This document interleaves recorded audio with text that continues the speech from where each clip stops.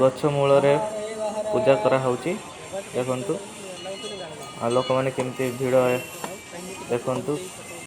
High ସାଙ୍ଗମାନେ, ଆଉ ଆଜି ଆମର ଜାଗର ଯିବା ପାଇଁ ସମସ୍ତ ପିଲାମାନେ ସବୁ ରେଡ଼ି ହେଇଛନ୍ତି। ଆଉ କାରକୁ ବୁକିଂ କରାହେଇଥିଲା, କାର ଆସି ପହଞ୍ଚିଗଲା।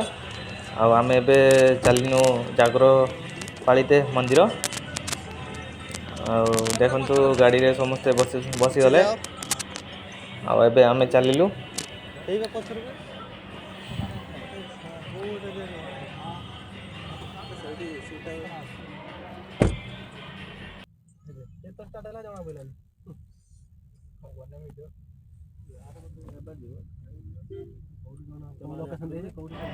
ଆଉ ଗାଡ଼ି ଭିତରେ ବସିଲା ପରେ ବାହାରର ଭ୍ୟୁ ଟିକେ ଦେଖନ୍ତୁ।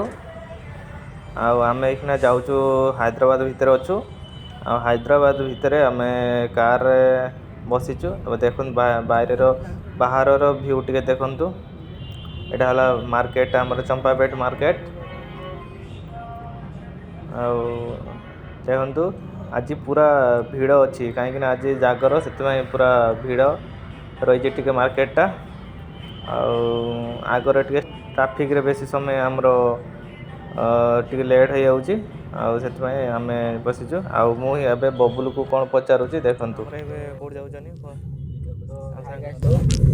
ଆଜି ଜାଗର, ତ ଆମେ ସମସ୍ତେ ମିଶି ଯାଉଛୁ ଶିବ ମନ୍ଦିରକୁ। ତ ଜାଗର ଆଜି କରୁଛୁ, ଉପବାସ କରୁଛୁ। ଆଉ ତ ସେଥିପାଇଁ ଶିବ ମନ୍ଦିର ପାଖକୁ ଯିବୁ। ତ ଆପଣମାନେ ବି ଭିଡ଼ିଓ ଲାଷ୍ଟରେ ଦେଖନ୍ତୁ।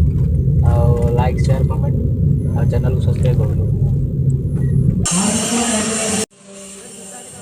ଆଉ ବାଟରେ ଯାଉ ଯାଉ ଦେଖନ୍ତୁ ପୁଲିସ ମାନେ କେମିତି ମନ୍ଦିର ପାଖରେ ସବୁ ଝଗଡ଼ା କିମ୍ବା କୌଣସି ଅପ୍ରୀତିକର ସ୍ଥିତି ହେଲେ ପୁଲିସ ମାନେ ପ୍ରୋଟେକ୍ଟ କରିବେ।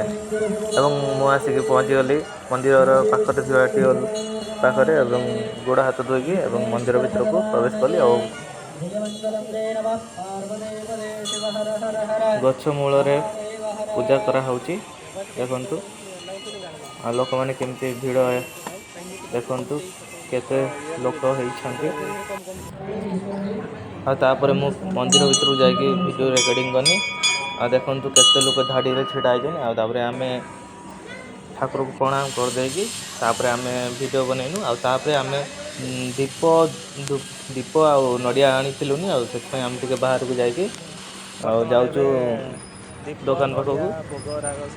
ଆଉ ଆସିଲା ପରେ ଦେଖନ୍ତୁ ଆମର ରାଜୁ ଭାଇ ଆଉ ଯେତିକି ମୋ ସହିତ ସାଙ୍ଗ ପିଲା ଥିଲେ, ଆଉ ସେମାନେ କିଣାକିଣିରେ ବ୍ୟସ୍ତ।